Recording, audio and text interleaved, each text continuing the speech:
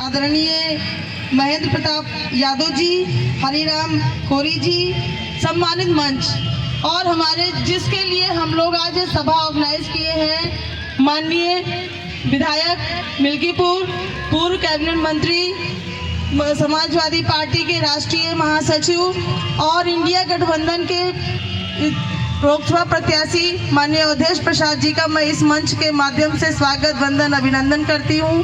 सामने बैठे हमारे अभिभावकगण, हमारे भाई, छोटे बड़े पत्रकार बंधु, सभी का मैं स्वागत वंदन अभिनंदन करती हूँ।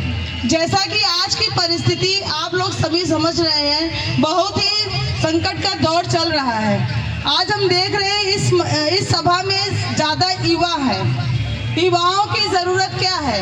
युवाओं की ज़रूरत रोजगार है। आप युवा बताएं, जब 22 की चुनावी वादा मोदी ने किया था और योगी ने किया था कि जब हम सरकार में आएंगे तो हर साल 2 करोड़ रोजगार देंगे। हमारे भाई बहन बताएं कि आपको कितने लोगों को यहाँ रोजगार मिला है? उन्होंने, और अच्छी सरकार उसी को मानी जाती है जो अच्छी व्यवस्था दे, अच्छी शिक्षा दे, आज रोजगार दे, महंगाई को नियंत्रित करे, स्वास्थ्य व्यवस्था दे। लेकिन ये सरकार हर मुद्दों पर फेल है। तो हमारे युवा साथी, आज आपके कंधों पर बहुत बड़ी जिम्मेदारी है। ये माननीय अवधेश प्रसाद जी के चुनाव नहीं है, ये हमारा चुनाव नहीं है, ये समाजवादी पार्टी का चुनाव नहीं है, ये हम जनता के अधिकारों का चुनाव है। जिस तरह से ये धर्म के नाम पर जो चल रहा है, आप इसमें जो अभी रैली निकली है, अगर आप इसमें देखेंगे तो कोई 15% का व्यक्ति नहीं पाया जाएगा। आप 85% ही इन झंडियों को ढो रहे हैं। एक समय वो भी याद करिए, जब हमारे पुरखे जमाने में जब हम लोगों को मंदिरों मस्जिदों में जाने की परमिशन नहीं मिलती थी, उनके सामने बैठने का परमिशन नहीं होती थी, और आज अगर आप इस कुर्सी पर बैठे हैं तो किसी और की देन नहीं है, संविधान की देन है, बाबा भीमराव अम्बेडकर की देन है। तो आप लोगों को उस संविधान को बचाना है जो आज खतरे में है, क्योंकि ये सरकार नहीं चाहती है आर्टिकल 18, 19, 20, 317, 370 सबको खत्म करने पर लगी है, जिसमें आपके फंडामेंटल राइट्स हैं, जो आपका जो शिक्षा है, रोजगार है और तमाम जरूरतें हैं। लेकिन ये सरकार उन सब चीजों को खत्म कर रही है।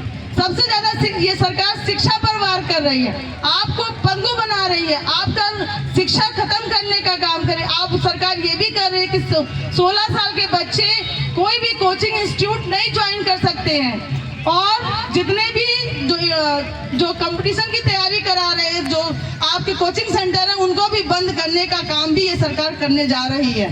प्राइवेट स्कूल भी बंद करने का ये सरकार करने जा रही है।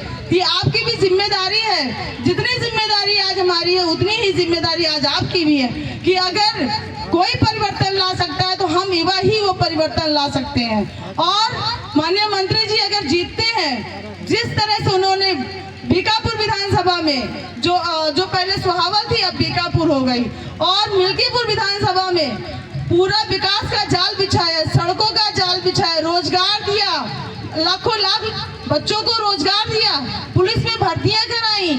क्या आप ये बताइए, और क्या अभी जो हमारे वर्तमान सांसद है, क्या आपके बीच आए कभी?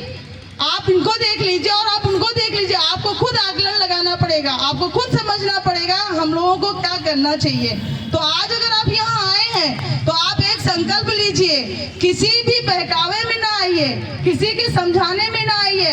आपको आपका संविधान बचाना है, आपको रोजगार चाहिए, आपको अधिकार चाहिए, आपको अच्छी जीवन चाहिए, और जब वो तभी हो सकता है जब आप भाइयों रोजगार पाओगे। वरना अगर आपको रोजगारी नहीं मिलेगी तो आप मार पीट, चोरी डकैती, छिनैती हर तरह से आप लोग लिप्त होंगे।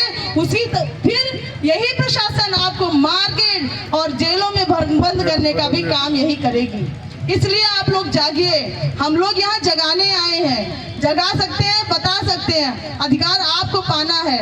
और हम लोग से आपसे विनम्र आग्रह है, आप अपने आसपास के लोगों का जितने ज्यादा से ज्यादा वोट साइकिल के खाने में डलवा पाएंगे, उतना ही मंत्री जी मजबूत होंगे, और जब मंत्री जी मजबूत होंगे तो समाजवादी पार्टी मजबूत होगी। और मंत्री जी जिनकी सोच ईमानदार की है और काम इतना दमदार करते हैं, तो ये बताइए अब की बार अवधेश प्रसाद जी क्यों नहीं? आप बताइए क्यों नहीं अब की बार अवधेश प्रसाद जी? कभी इनको भी आजमाइए, देखिए जब वो विधानसभा बीकापुर और मिल्कीपुर में कर सकते हैं तो क्या पूरे क्षेत्र में विकास नहीं करेंगे? तो इस बार बटन कहाँ दबेगी? साइकिल वाले खाने में। तो भाइयों, आप लोग सजग होके अब की बार जगाइए और एक नई चेतना लाइए, एक नया परिवर्तन लाइए। इन्हीं शब्दों के साथ मैं अपनी बात को खत्म करती हूँ। जय समाजवाद, अवधेश प्रसाद जिंदाबाद, अखिलेश यादव जिंदाबाद। धन्यवाद।